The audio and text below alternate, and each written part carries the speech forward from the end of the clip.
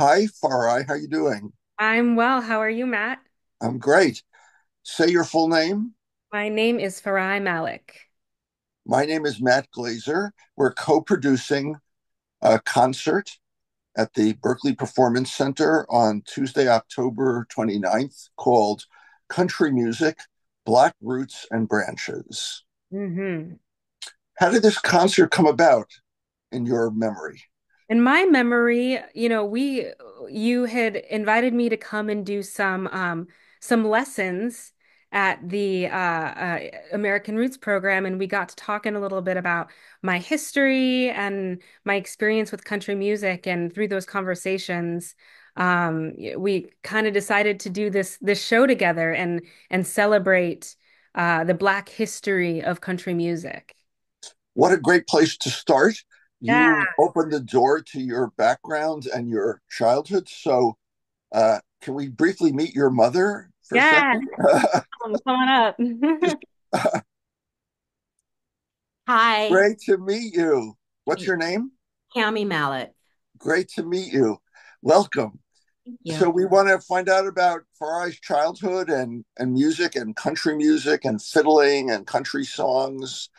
And maybe you can just pipe in whenever you think of something Okay. that you want to share with us. Please feel welcome to come on the screen at any time. Sounds good. Awesome. So tell me about your background, Farai. What about, especially as it relates to quote unquote country music? Right. So I started playing fiddle. I grew up in Idaho and I started playing fiddle when I was 5. And I studied with the wonderful Roberta Pierce and Katrina Nikolaev out in Idaho. And I grew up playing old time music and bluegrass and gospel. And that was really the root of my musical journey, the foundation of my musical journey and identity. And I continued to do that all through my childhood. And then, when I got to high school, I went to a performing arts school and shifted and started really focusing on jazz. But when I think about the core and the foundation of who I am musically, it always comes back to that kind of like Southern gospel, Western swing, and old time bluegrass music that I grew up on. Wow. Did you sing as well as play the fiddle when you were little? I did. I was in a group called the Junior Jammer Fiddlers, and Harmony Chorale, which it was like two different groups, a fiddle group and then a vocal group, and we would do performances together. So in the fall we would have the what was it called? Fall hoedown. The fall hoedown, and in the spring we had a gospel concert. So it was we would play a verse on the fiddle and then put our fiddles in rest position and sing a verse. And so that was kind of the style of the concert, and I grew up doing that every year for about a decade. Yeah. Wow. Wow. Mhm. And were you singing country songs? Do you I remember singing country songs? Absolutely. So, one of the songs on the concert that I grew up singing, well, two of the songs on the concert I grew up singing was "Your Cheatin' Heart," and that one I mostly sang. I didn't really play fiddle on that, but "Faded Love" was a song that was in my repertoire that I would play and sing all the time, and we did on concerts. Vocally speaking, I grew up on a lot of Patsy Cline, Dolly Parton, Loretta Lynn, those kind of singers. And then through my mom's incredible record collection and her introduction to all kinds of different music for me, I was introduced to Ray Charles as well. Wow. Mhm. Having a parent who has a great record collection is Yeah. one of the great. Uh, my mom was an opera singer, but my father was the person in the family who hit me to black music. I remember him listening to Mahalia Jackson, Sonny Terry and Brownie McGee, Billie Holiday with Lester Young, Miles Davis sketches of Spain, on and on. So I don't know what it's like nowadays where parents don't have records anymore. Like, because that means the kids can't raid the parents' phone and listen to their playlist in the same way that you could go to your mom's record collection and hold the record of Ray Charles in your hand, you know. Absolutely, it's completely different now. And I wonder with everything being digital and streaming, it's like, yes, I create playlists, but where do those playlists go? Are they going to live forever? We don't really know. We don't have tangible copies of everything. So, that's kind of an interesting thought moving forward is how are we going to preserve this music and pass on these traditions uh, in a way that you can actually touch and feel and hold them. Amazing, amazing. So you're a little girl, you sing You're Cheating Heart, and then you discover Ray Charles doing versions of these songs. Um, so tell us about that transition from the Hank Williams or Patsy Cline, Tammy Wynette, Right. whoever version into Ray Charles. Right. I always thought of Ray Charles as an American singer, an American musician. And um, so when I heard Ray Charles first singing these country standards, really, I didn't think of it necessarily as country music or I thought of it as American music. And Yeah, that's how I think of what I do. I have these roots in gospel and these roots in country and these roots in jazz and blues. And to me, this is all American music and they're all deeply related and deeply intertwined. And the divisions that we see among these genres are largely based on race and the people who, not necessarily even the people who were playing this music, but the faces um, that were shown. So we know that there were Black people playing on these records, but we didn't see them, right? Um, and so I think that the racial divisions among these genres are wide and vast, and I love that it today in the 21st century that we're really trying to shed light on how similar and related these styles are and the contributions of people of different races to them. this is such a rich, fascinating topic. The in addition to the race element, there's a level of capitalism involved in which record companies made decisions to try to market music to particular groups of people based on race, so that the music itself was very heterogeneous and fused, and musicians heard things and learned them and listened to everything and absorbed things.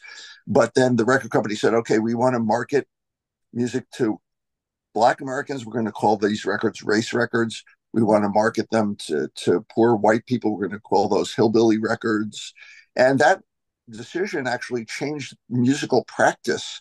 I often say, and Rhiannon Giddens talks about this, that the banjo was a more commonplace instrument in Black homes before race records were widely disseminated because there were no banjos on the race records. It was guitar. They told Blind Blake or Blind Lemon Jefferson, these are people who had vast repertoires of all kinds of music. They said, no, we just want you to play guitar and sing the blues. Mhm. And they marketed those records successfully. And then that diminished the range of music that was being played in Black households. Similarly, their hillbilly records diminished the range of music that was being played in white households. Mm. So this is, don't get me started. No, well, I'd love to ask you how about your journey in becoming this musical historian and musical historian of rural American music and what inspired you on that journey. Well, as Bruce Molsky says, I'm not a folklorist, I'm a fake lorist. So I learned the way we've already discussed the way I learned, which is by holding records in my hand and reading liner notes. Reading physical liner notes on physical records was a huge part of my development. Mhm. Um, so I think like a lot of people, I just like music a lot, and I'm really interested in it. It's been the thing I've been most interested in my life. And if you accumulate many years on Earth, if you like the same thing for many, many decades and keep learning about it on a daily basis, you can kind of accumulate a lot of stuff. And I have strong opinions, and I have a kind of adversarial relationship with most of my students, which they enjoy. I think that, like I'm the cranky old guy telling them they don't know what they're talking about, or they've never heard anything. They don't know anything. They've never heard any music prior to 2005 or something, or 2012. And here's this music in America that's been very well documented, dating back to the beginning of the 20th century. The first 50 years in America has such riches. Hmm. So let me ask you about some of the songs in your set. And so the first song on your set is Faded Love, which you already mentioned. Tell me again how you first learned that song. It was a song that was taught to me, I must have been 6 or 7. It was part of Wow. yeah, it was part of the repertoire that we had probably for the country hoedown in the fall concerts that we did in the Junior Jammer Fiddlers.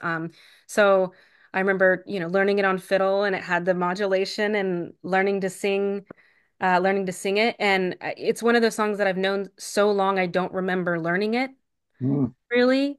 Um, and I always find those songs really fascinating, like the songs that are like such a core part of you, you don't remember learning them. Don't you think it's weird they make little kids sing these heartbreak songs like "You're Cheating Heart"? I mean, what is a 7-year old doing singing "You're Cheating Heart"? It's a Right. little very strange, but "Faded Love" is so beautiful. And this, I'm very interested in Bob Wills and the Texas Playboys. That band, Western Swing, is a very bizarre. It's like bluegrass. It's this very, very interwoven musical style, which Mhm. has elements of, it's from Texas, so there's close proximity to Mexico. There's Mhm. Mexican elements in the triple fiddling, mariachi fiddling. There's Mhm. a huge Polish and German community in Texas. So if you listen to the drumming in a Western swing record, it doesn't swing.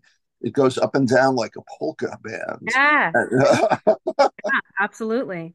and then all this influence of jazz and huge reverence for black geniuses of Louis Armstrong and Red Allen and Billie Holiday and Coleman Hawkins. I knew some of the guys in Bob Wills's band. Mhm. Johnny Gimbel and Tiny Moore were kind of the two preeminent hot jazz improvisers. I was close friends with these guys, and they would make pilgrimages from Texas to New York to 52nd Street to see the great swing musicians. Wow. And they revered these guys. And Charlie Christian, who died very young, sat in with Bob Wills and the Texas Playboys, as reported by Les Paul. Les Paul went into it with his mother in Fort Worth to hear Bob Wills, and there was a black guitar player sitting in with who, and this never happened in those days. And the guitar player came up to Les Paul and said, "Mr. Paul, I'm a big fan of yours. My name is Charles Christian." This was right at the beginning of his time working with Benny Goodman. And then later on, uh, Ornette Coleman, when he lived in Fort Worth, sat in with Bob Wills and the Texas Playboys, and they jammed together. And Ornette was very positive in interviews about this experience, saying, after hours, everybody got together and played. We have a lot of reportage from various musicians that this was the case, that musicians of all races would get together after work, Mhm. jam for many hours. Uh, there's nothing to me more stunning and beautiful than that when I imagine Bix Beiderbecke and Louis Armstrong, you know, absorbing things from one another. Mhm. So, and then so Faded Love, the harmonic basis of the song you're going to sing comes from Gary Burton, the great jazz vibraphonist who's still alive and worked at Berkeley for many years. And his record, Tennessee Firebird, in the 1960s was the first attempt to fuse jazz and country music. And it's never been surpassed. It's really incredible. And on the track Faded Love, the beautiful country fiddler Buddy Spicher is playing so wonderfully. And Roy Haynes, the great black jazz drummer from Boston, who's also still alive and going strong in his 90s, was Mhm. crying. And Gary Burton said, "Why are you crying?" And he said, "Because Buddy Spicher's playing of the melody reminded Roy of his time playing with Lester Young." Wow. That's a unbelievably powerful story. Roy Haynes listening to Buddy Spicher play Faded Love, reminding him of his time with this great poet of the saxophone, Lester Young. So That's Faded Love. That's going to be so beautiful. I can't wait. Tell me about Linda Martell a little bit. You're going to do Bad Case of the Blues. I didn't really know about Linda Martell until the she became well known because of the Cowboy Carter record, and there's a song dedicated to her or from her on the record, I think. Mhm. I'm not, I don't, uh, have a lot of information about that in particular, but Linda Martell, I didn't know about Linda Martell until I was probably in college. Um, and I was not introduced to her as a child. I had no idea that there was a black female country singer out there at all. It's not something, that I was ever taught or exposed to. And I find that really curious. As a young black country singer out west in Idaho, it would Yeah, have you been think great to know. somebody would have said to you, "Hey, check this person out." Yeah. And I think, that goes to show that there was maybe not space, or uh, Mm, that maybe the community or the country was not ready to be receptive and accepting of a black female in country music. Where on the other hand, Charlie Pride was more so uh, accepted and welcome. So I think that that's interesting, and I think you can see that even today, like you seeing somebody like Darius Rucker, um, who is a black country singer in modern times, but we really have not seen a black female country singer uh, really make it big time in country music to this well, day. it's there are these moments. It's like a race between racism and misogyny, and there are moments where misogyny is leading. Absolutely. It's so depressing. Absolutely. And, I think about myself growing up singing country. I loved country. And my mom always said, she's like, oh, I love you singing country. I wish you'd sing more country. You just, she loved me singing that style. And I love singing that style, but I didn't have any examples of anybody else doing it. And Mm, I also felt encouraged. People would see me and they'd hear me sing and they'd be like, oh, you got to sing jazz because I look like a jazz singer. That's how I felt. Maybe that's not how they meant it, but I certainly felt that in a sense. It was like mm, we couldn't really see you in mm. the space of country music, but we see you in this space of jazz. Oh, And wow. um, so now, I've kind of, I guess, mourned that loss of time that I've been away from singing country music. And now I'm at a place where I'm comfortable in my musicianship and confident in my artistry and what I want to be doing, that I'm able to really come back to my roots and blend all of my influences together at this point. But yeah, not having that example or not feeling like it was welcome for me to step into that space of country, and not knowing it's like, well, if I pursue this, what's going to happen? Like, I can't see anyone else doing this. So that's really scary. Mm, mm, Position of, I can see no one else is doing this. So what happens if I do it? There was nobody's shoulders to stand on, as far as I knew. mm, So I wanted to pay homage to Linda Martell because she's a fabulous singer, mm. fabulous singer. And um, I don't think she got enough credit for It what. clearly didn't. Yeah. And so I want other people to know about her. So that's why I really wanted to do one of her pieces on the concert. And Bad Case of the Blues, I love because it's about the lyrics are about a girl who goes off to the big city, a girl from the country who goes off to the big city to work, and meets a man who breaks her heart and goes back to the country to tell her mom about this guy in the big city that broke her heart. And I thought that was so funny because I'm this country girl from Idaho who moved to Boston to go to school and to work Barely 17. at barely 17. And I thought, oh, that's so funny. Like I related to the story of the song Mm, so much. Um, mm. and so I thought it would be fun to to perform that. You might want to talk to Donna McElroy about this. Have you guys had any conversations of any length? Uh, And not about the concert. We had a conversation years ago when I first started teaching at Berkeley, or maybe even before I was teaching. I think when her last year teaching when I was in graduate school. because she was a backup singer in Nashville for many years Mhm. and has hair-raising stories and great stories, all kinds of stories to tell. Uh, but I think she knew Linda Martell a little bit, and she told me that Linda felt pushed to be like the Black Tammy Wynette, like somebody from the record company had made a decision about like exact niche marketing, like we're going to make you into this thing, and she felt constrained by somebody else's vision of exactly what she needed to do. Um, there's so many stories of the record companies being the villains when it comes to the creative development of an artist. And so, well, that's amazing.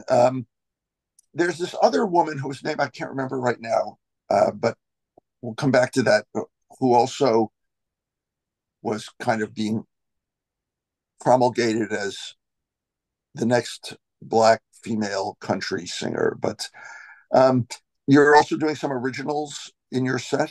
Yes, I'm doing one original. It's a new original. It's entitled Prayer for the People of the Land.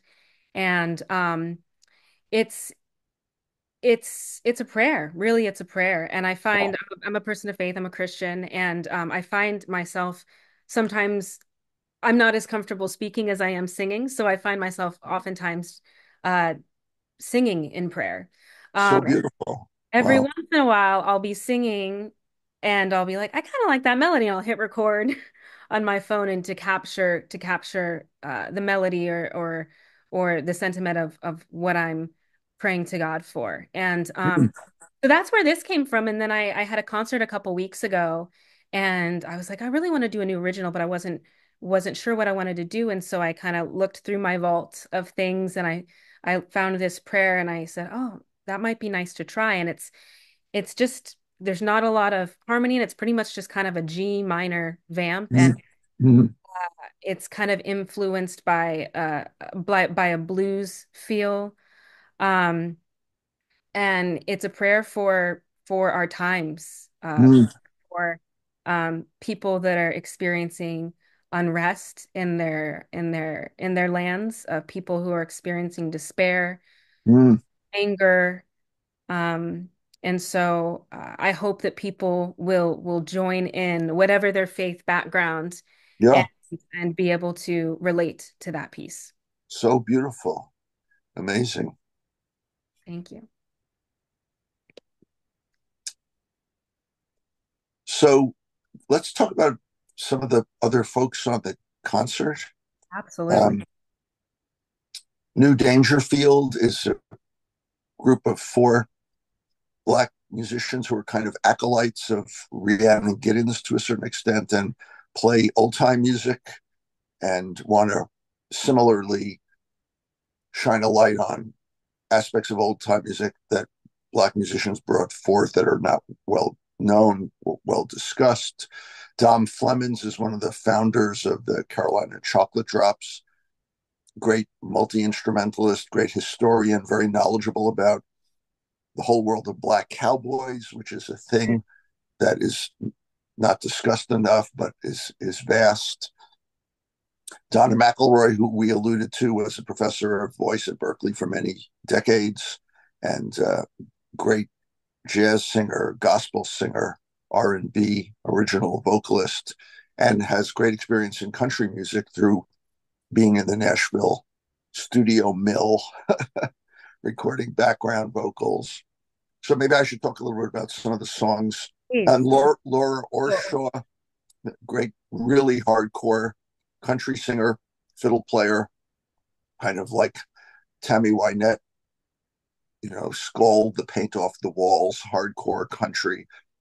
Bruce Molsky, the visiting scholar of the American Roots Music Program, America's preeminent old time fiddler, a backup band that includes all kinds of great people. Maybe I'll mention some, you can mention some. Yeah, absolutely. Um, Uh, we have Dr. Trinice. oh, yes, the Yes. Dr. Trinice singing Frankie and Johnny, the Dr. Trinice, the new chair of Berkeley's ensemble department. Fabulous singer. Wow. And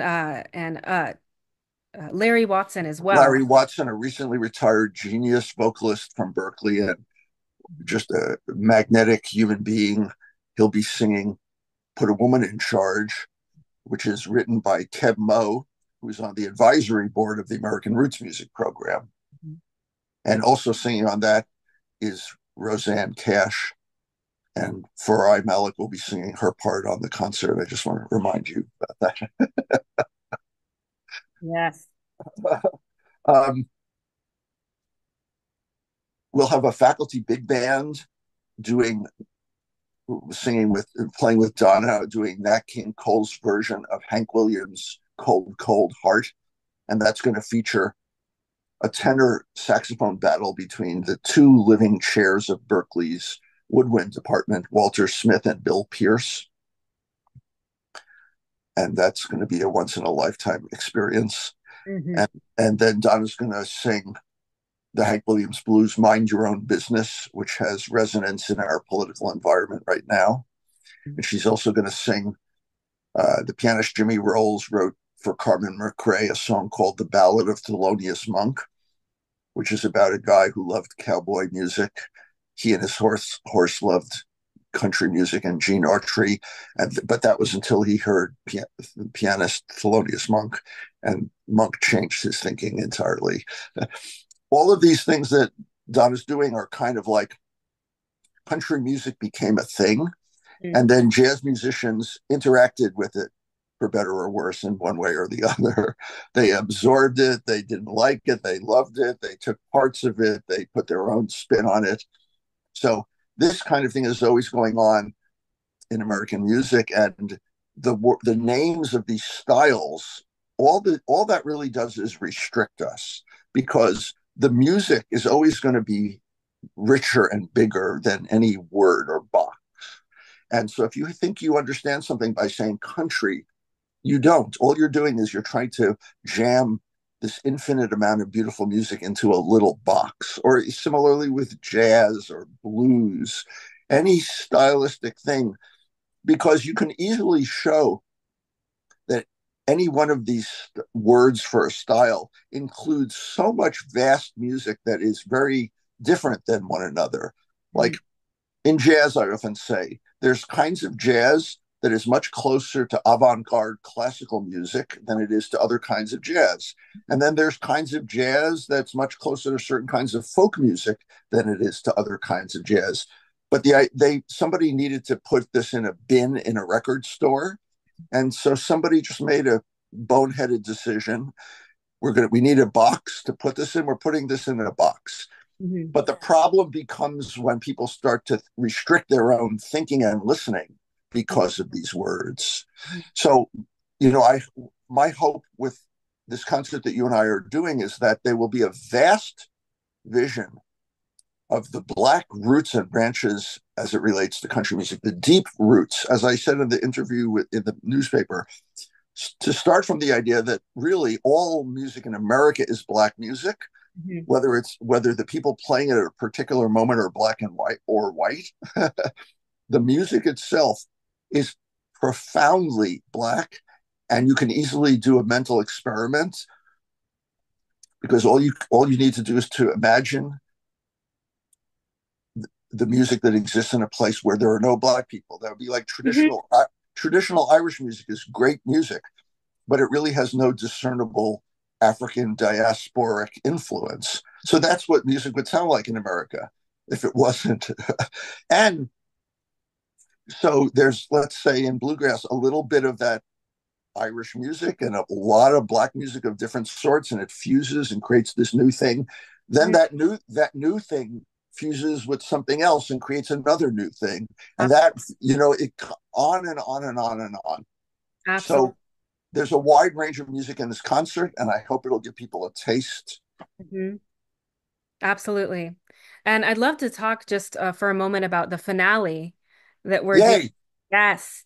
So we're going to be doing Freedom Highway. Everybody on the concert's going to come back to the stage and perform Freedom Highway by the Staple Singers. And this is a piece that was written for the 1965 Selma Montgomery March for Voting Rights. And it was revived in 2008 by Mavis Staples for the on the live Hope at the Hideout album, which was released on November 4th, 2008, on the same day that Barack Obama was elected president. And then it was Wow. reprised again just last month, or I guess 2 months ago now, in August, on the Late Show with Stephen Colbert, um, supporting the Democratic National Convention. So this is a song that for Wow. basically the last 60 years has been sung for the people, for American people in support of freedom. So Mm. I think it's very powerful way to end the concert. I'm very excited for everyone to perform it together. I think we'll do, without saying the names of any candidates, we're going to be able to, we have plausible deniability, as they say in politics. Absolutely. We, we're just playing three really great songs that anyone should be able to vibe with and get and be inspired by. And beyond that, but I think the message will be fairly clear. Absolutely. So it's so great to talk to you. Is there anything else? There's probably so much we haven't covered. There are other guests, there are guest speakers, great people, amazing musicians in the band. There's so much that we can't even scratch the surface. Mhm. So much. But it's going to be a great concert. We're going to have a great time. And I think it'll be wonderful and beautiful to see the vast array of music. And uh, yeah, I'm just excited. Awesome. Bye bye to your mom. Yes. Thank you. Thank you. Any last words from mom? Any last words from Mom? The only last words I have is I was thinking as you two were talking about Farah's great grandmother was the one Mm, that bought her first fiddle. And wow. Farah was the one that was, at 4 years old saying, I want a violin, I want a violin. And I'm thinking to myself, why can't you play guitar like I did? Because I didn't know anything about orchestra instruments. And it just so happened that I met somebody and said, hey, where can I put my 5-year-old in orchestra lessons because I had just moved to the area. And she says, oh, there's this amazing group called the Junior Jammers Fiddlers. And had it not been for that person crossing my path, she probably would have ended up in a orchestra or a private Ah, teacher teaching classical music instead of ending up in a fiddle group. And as you talked about Charlie Pride, I remembered how much her great grandmother loved Charlie Pride. And I started to flash back to watching uh, Hee Haw with yeah. my family every Wow. weekend. That was kind of like the highlight of the weekend was Hee Haw, and then we'd go out to dinner. And so it's, if her great grandmother were here now, she could take a lot of credit for buying It's that first instrument and so, yes, she so loved the music. mysterious and beautiful, Yeah, she incredible. loved the music so much, but she was a poor Kansas farm girl that couldn't afford music lessons or I, an this is very famous story genealogically. My grandfather took a fiddle, had a fiddle, and his father took it and broke it over his knee and said, "No, no son of mine is going to be a klezmer." So Well, this. ironically, I just brought on the flight a banjo to Wow, gift to Farayi that her great grandmother had bought me.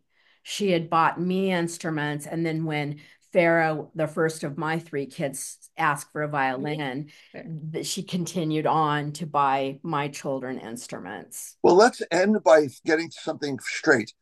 What? How do you pronounce? I'm calling Farai, but I hear that you say Farah. So what's the deal? My name is Farayi. My birth name is Farayi, but I went by Farah my whole childhood. Until I moved to college, I went by Farah. Oh, because people couldn't pronounce it People couldn't properly. pronounce it. But my family still calls me Farah, and my friends from back home in Idaho still call me Farah. And my Okay, answering machine still says Farah on my phone. So but Farai is correct. Farayi is correct. Farayi is my name. Okay, very good. All right, this was a total blast, and